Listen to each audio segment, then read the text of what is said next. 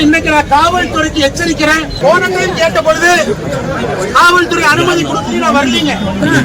ஆனா இந்த டைம் மறுபடியும் நாம கேட்டோம், ஆர்ப்பாட்டம் பண்ணணும், மக்களோடு இருக்கணும், அனுமதி கொடுங்க. அனுமதி மறுத்தது மட்டுமல்ல, வீட்டுல கைது பண்றது. உதாரணத்துக்கு என்னைய வீட்டுல வீட்டு சிறை வைக்க டீம் வந்துச்சு. என்னுடைய அப்பா KMCH இருக்கிறாங்க, அட்மிட் ஆயிருக்கிறார். அவரை பார்க்க போனேன், அங்கேயும் காவல்துறை வருது. அங்கிருந்து இங்க வந்து உங்களை பார்த்து ஆக வேண்டும் என்று வந்திருக்கிறேன். காரணம்,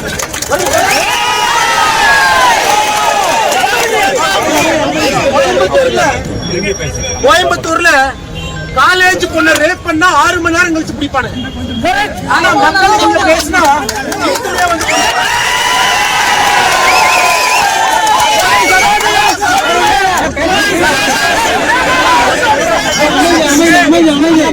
சட்டம் ஒழுங்கு எங்க இருக்கு, ஆட்சி யாருக்காக இருக்கு? ஆனால் இன்னைக்கு நான் காவல்துறைக்கு எச்சரிக்கிறேன். நாளைக்கு காலையிலிருந்து உங்களை வீதியில மட்டும்தான் நாங்க வச்சிருக்கோம். நீங்க ஓடிட்டே தான் இருக்கு.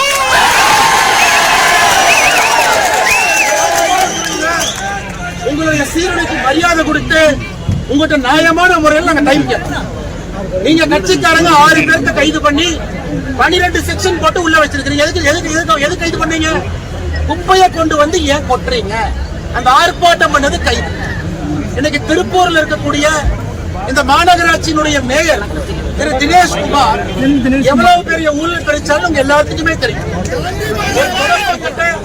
50 ரூபாய் தொடப்பா கட்டைய 450 ரூபாய்க்கு வாங்குறாங்க. இங்க ஊழல் செய்வதற்காகவே இந்த குப்பையை எங்கேயுமே சுத்திகரிக்காம 570 டன் குப்பை எடுத்து அதுக்கு டிரான்ஸ்போர்ட் காரங்கிட்ட கமிஷன். MCC 28 மிஷின் இருக்குது. இங்க 23 MCC குப்பை மறுசுழற்சி மையம் 23 மிஷின் வேலை செய்யல, பேருக்கு 5 வேலை செய்யுது. இங்க உருவாகக்கூடிய எல்லா குப்பையும் எவ்வளவு குப்பை நிறைய சேருதோ அவ்வளவு கமிஷன். குப்பை நிறைய சேர்ந்தா தான் வண்டி வாடகை அதிகம், குப்பை நிறைய சேர்ந்தா தான் டன்னேஜ் அதிகம், குப்பை நிறைய சேர்ந்தா தான் வண்டி கிலோமீட்டர் அதிகம். அதனால குப்பைய கமிஷனுக்காகவே அதிகமா இங்க சேர்ப்பது. எந்த இடத்திலும் கூட குப்பைய மறுசுழற்சி செய்வது கிடையாது. கிராமத்துல போய் கொட்டுறது, அங்க மக்களுக்கு கேன்சர்ல இருந்து ஒரு நாய் எங்க வரும். அதனால நம்ம எல்லோரும் நன்றாக புரிந்து கொள்ள வேண்டும். இன்னைக்கு ஆர்ப்பாட்டம் பண்ணலாம், போராட்டம் பண்ணலாம், அரசனுடைய முகமடியை கிழிச்சு மக்கள் முன்னாடி வைக்கலாம். இதுக்கு நிரந்தர தீர்வு இன்னைக்கு எப்படி மக்களோட நிரந்தர தீர்வு தேர்தல் என்பதை மறந்துடாதீங்க. ஆனா நாளையிலிருந்து நாம் செய்ய வேண்டிய வேலையை இன்னைக்கு இவ்வளவு பேசுறாங்களே.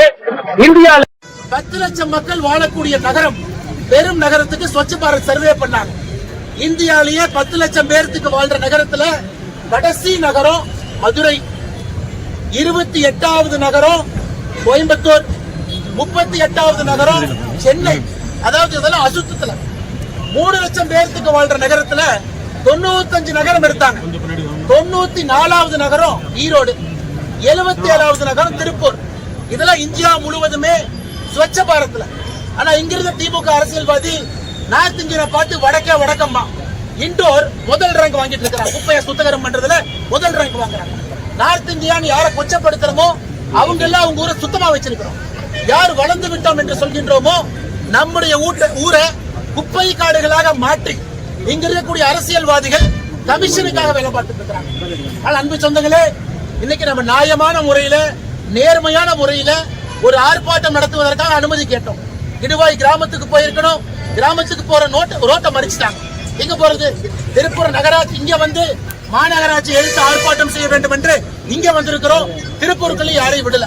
அதனால் நாளையிலிருந்து காவல்துறையை எப்படி வேலை வாங்கணுமோ அந்த வேலையை நாம செய்வோம்.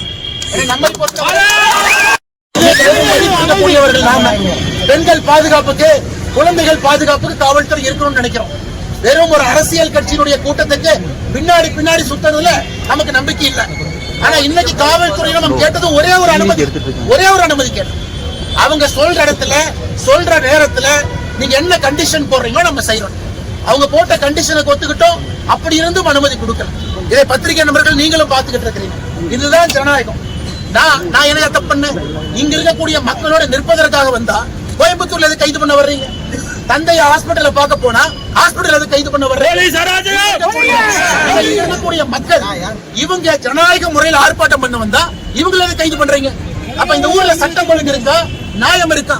ஒப்புக்கு சப்பானியா காலேஜ் பொண்ணுங்களை ரேப் பண்றவன் தைரியமா சுத்திட்டு இருக்கான். பெண்கள் மீது கைது பண்றவன், கை வைக்கிறவன் தைரியமா சுத்திட்டு இருக்கான். யாருக்குமே கைது கிடையாது.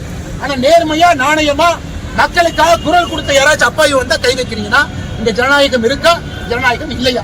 இங்க ஆட்சியாளர் மக்களுக்காக இருக்கிறாங்களா, இல்ல ஒரு குடும்பத்துக்காக இருக்கிறாங்க?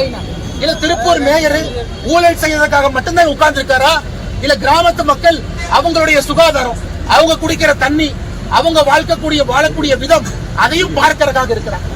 அன்பு சொந்தங்களே, இன்னைக்கு இவங்க இந்த ஆர்ப்பாட்டத்தை நிறுத்தி நான் மறுபடியும் ஆர்ப்பாட்டம் செய்யத்தான் போறோம். அது வீட்டுக்கு ஆர்ப்பாட்டம் இருக்கும்.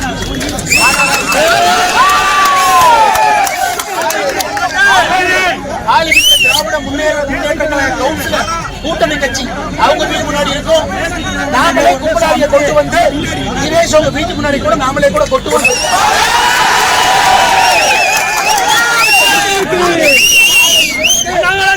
நாளையிலிருந்து தினமும் புதுசா நடக்கும்.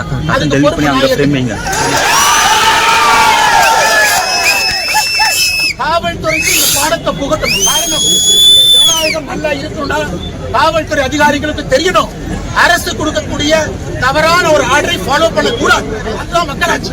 ஆனா அரசு கொடுக்கக்கூடிய தவறான ஆர்டரையும் ஃபாலோ பண்றாங்க. நாளையிலிருந்து நாம் யார் என்பதை காவல்துறையை நீங்கள் எதிர்த்து யாரும் கோஷப்பட வேண்டாம். நம்மளுடைய சொந்த காவல்துறை கிடையாது. ஆனா காவல்துறை செஞ்ச தவறுக்கு நாளையிலிருந்து நாமளும் சடுகுடு ஆட்டம் ஆடலாம், திருட போலீஸ் ஒரு முறை உணர்ந்து கொண்டால் அவங்க வீதியில்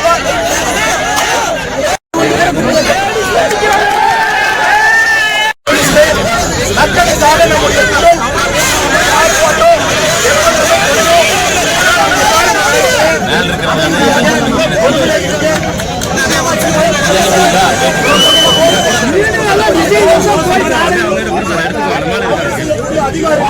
பின்னாடி